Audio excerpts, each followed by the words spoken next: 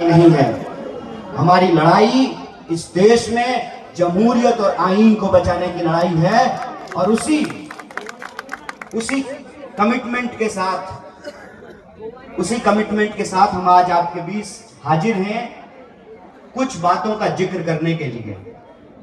अव्वल तो मैं आपको ये बता दूं, मैं आपको कुछ समझाने के लिए नहीं आया हूं, मैं आपको कुछ बताने के लिए नहीं आया हूं, क्योंकि मेरी राय में जो जहां के वासिंदे हैं, जो जहां पर रहते हैं, जिनके पुरखे यहीं पर पैदा हुए, जिनकी पीढ़ियां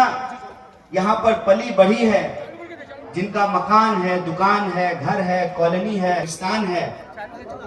वो उस मिट्टी पर रहने वाले वो लोग हैं जिनको वहां की हकीकत मालूम है। हम नहीं बता सकते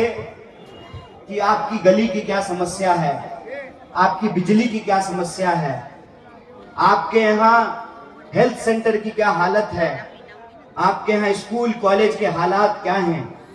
ये आप हमसे बखूबी जानते हैं। हम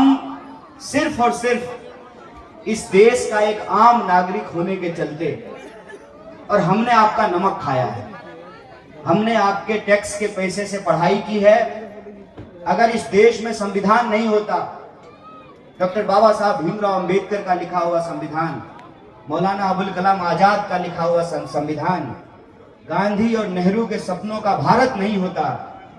तो हमारे जैसे लोग इस देश में पढ़ नहीं पाते, पीएचडी नहीं कर पाते, और मुंह में जुबान होने के बावजूद अपनी जुबान चला नहीं पाते।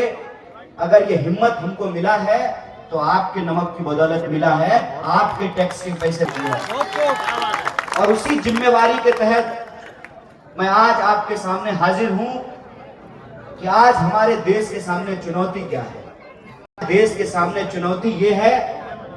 कि हमारे देश के संविधान में यह लिखा हुआ है कि हम भारत के लोग,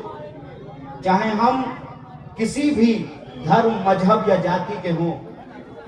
किसी भी भाषा में बोलने वाले लोग हों, हम भारत के लोग हैं और यह देश हम सबका है, बराबर है। इस देश के संविधान में यह लिखा हुआ है कि महल में रहने वाले का भी वोट एक होगा और झुग्गी झोपड़ी में रहने वाले का भी वोट एक होगा। कोई अगर मर्सिडीज से चलता है उसका भी वोट एक है, और कोई टूटी हुई साइकिल लेकर चलता है, अपनी फटफटी पे चलता है, उसका भी वोट एक है। ये इस देश के संविधान की ताकत है। कुछ फिरका परस्त ताकतें, देश को बांटने वाली ताकतें, इंसान को